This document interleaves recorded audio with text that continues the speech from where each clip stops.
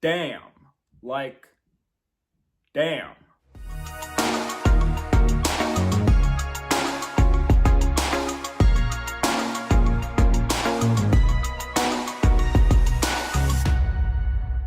Hey movie buffs, I'm Jack Benner and welcome to my review of Warfare. Warfare is the new war action film from A24 coming from directors Alex Garland and co-directed by an Iraq war veteran, Ray Mendoza. Set in 2006 during the Iraq War, Warfare follows a platoon of Navy SEALs on a dangerous mission gone wrong in insurgent territory, where everything is told in real time through memory. Before I get to my review, any new viewers coming across my channel for the first time, welcome to my channel. I am Jack Benner. I do movie reviews on here, both old and new. And if you're in the right place for either movie reviews or top 5 lists, you're definitely in the right place. So you like movie content, like what you see so far, definitely considering that like and subscribe button for more exciting movie content down the road. Ever since 2015, after writing films such as 28 Days Later and Dread, Alex Garland has established himself as a great director with Ex Machina. That was an engaging, slow-burn sci-fi film with a well-written screenplay, fantastic visual effects for an A24 film and how low of a budget that film was, and it even won the Oscar for visual effects, beating Mad Max Fury Road and Star Wars The Force Awakens. And it has a fantastic cast, especially Oscar Isaac, and an incredible breakthrough performance from Alicia Vikander, which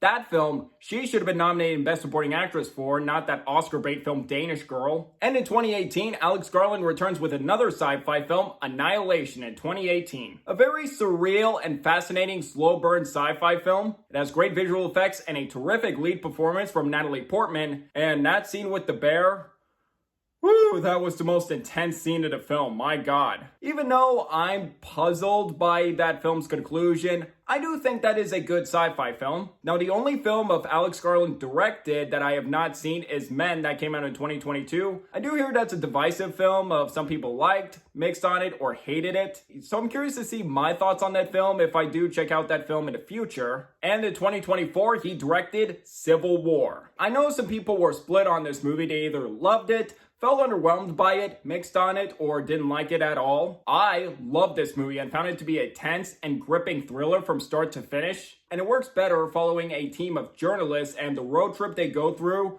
was terrifying. Very well directed, powerful sound design, and fantastic performances from the cast. And this would be either in my top 10 or 15 favorite films of last year. And when I saw the trailer for Warfare, I got excited. And was also interested to see Alex Garland directing this film not solo. From what I've heard, when directing this movie, he took a supporting role, and he did say he wanted to focus more on writing than directing in the future. So I'm excited to see one more directed film from Alex Garland after Civil War. And now that I've seen Warfare a few days ago, let me tell you, I think this might have just topped Civil War for my favorite Alex Garland film. Because Warfare just left me speechless. It was an emotional punch to the gut, just a gripping experience from start to finish. Just amazing this film was. And it was even hard for me to get up from my seat when the film ended. And it is definitely the best film of 2025 I've seen so far this year.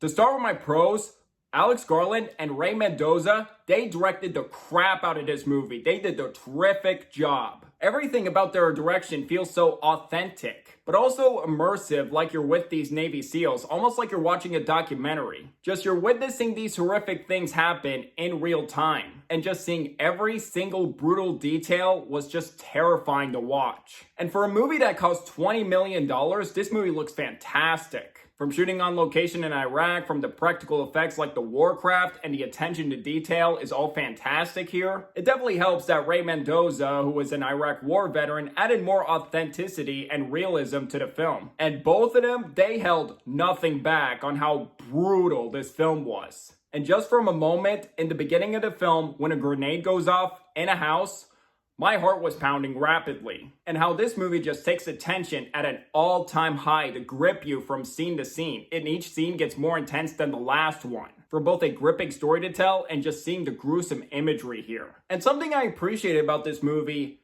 there was no musical score. And a film like this and No Country for Old Men are great examples of making an intense movie without a musical score. Granted, there is one song early in the film in the opening scene, but that's about it for music for the rest of the film. Now, if you're gonna go into this movie expecting an in-depth, character-driven war film, I think you're setting yourself up for disappointment. I think it shows in Civil War that Alex Garland likes to keep things vague. It doesn't really tell you much detail on their mission, what they're doing, because Alex Garland is more focused on making an immersive experience in real time. And honestly, I think it works better for it. I view this movie the same way I view Dunkirk, where character development is not the point of this movie, also more like an immersive experience, like you're there with these soldiers through different timelines. Granted, those films do have different structures. Dunkirk was told in 3 perspectives from the air, land, and sea. This one does have more of a basic story, and I kind of do like how it does avoid war cliches. There isn't really a scene where characters are sitting around those like, I have a wife and kids back home, and here's why I signed up for this, and hope we make it out alive. It doesn't waste time like that. And even in the opening scene where they're guarding a house in Iraq, it does move at a deliberate pace, but it's never too slow or boring, where you're just like waiting for something to happen. It just puts you on the edge of your seat, just like waiting for anything to happen. Any scary noise will just happen suddenly. And it's a very well-paced movie. At 95 minutes, it is relentless, putting you through a terrifying experience that is never rushed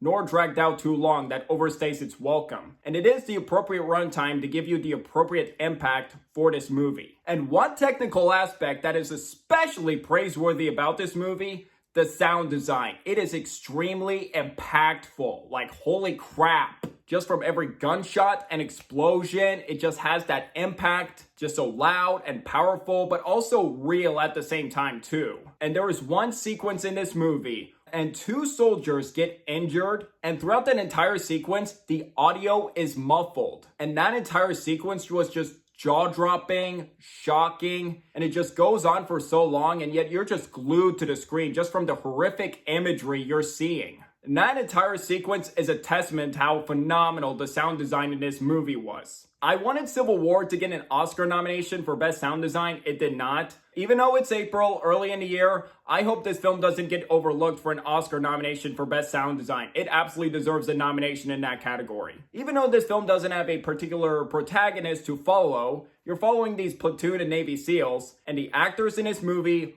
all did a great and convincing job in this movie. From a few familiar faces I did recognize, like Will Poulter, Joseph Quinn, Kit Connor, Charles Melton, Noah Centineo. And if I miss anyone in the cast, I do apologize. Everyone did a really good job. Really bought their camaraderie and how they act as soldiers. Whenever they do have their camaraderie, like in the opening scene of this movie, which was like a calm before the storm moment in this movie. When they're Iraq, just how they move and how they hold their guns. It has great attention to detail within their performances.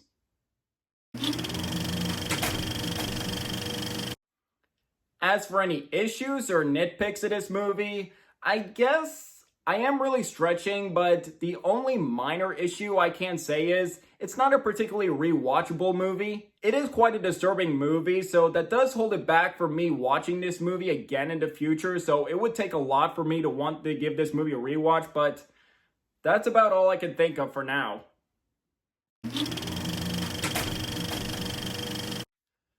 To sum up, every adjective used to describe warfare, such as intense, visceral, gripping, bleak, grueling, and gruesome, all those adjectives are very accurate to describe a great war film like this. It is a great example of simple story, yet effective. With phenomenal direction for both Alex Garland and Ray Mendoza, great performances, technically amazing from the practical effects, and impactful sound design, and it's a movie that will leave you speechless when it's over. I would definitely recommend this movie to you if you're looking for a good war movie to see. You definitely got it here. Or if you liked Alex Garland's previous work in the past, such as Ex Machina, Annihilation, or Civil War, do give this movie a chance. But I do want to give you a warning. This is a tough film to watch. There is some disturbing imagery in this film. So if you're not really in the mood for a disturbing movie like this, I do understand. So you might want to avoid this movie if you're not in the type of mood for that movie. I do think this tops Civil War for my favorite film Alex Garland has directed, and I'm really happy to see him direct one more movie after Civil War. And 2025 looks like a great year for Alex Garland. Not only this film, but he's got 28 Years Later, which he is writing this June, which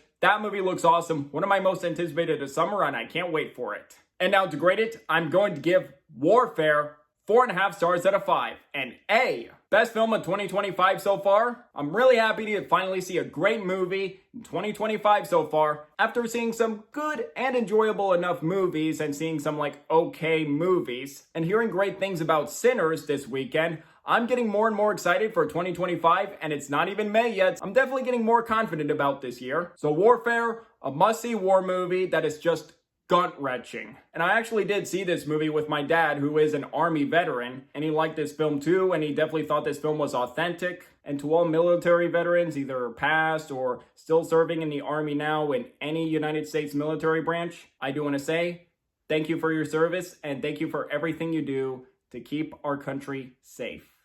So I would like to hear from you guys. What do you guys think of Warfare? Have you seen it? Do you agree, disagree with my review? Or if you haven't seen it, are you interested in seeing the film or not? Let me know down below. Did you enjoy hearing my thoughts on this movie? You want to see more reviews like this in the future? If yes, please hit that like and subscribe button if you're new here. And don't forget that notification bell for my next upload in the future. It really means a lot. My social media links will be in the description down below. You can find me on Twitter, Instagram, and TikTok. And if you'd like to see my written reviews, I do have a letterbox, so if you'd like to follow me on there as well. And until the next video, I'm Jack Benner, and look forward to another movie review.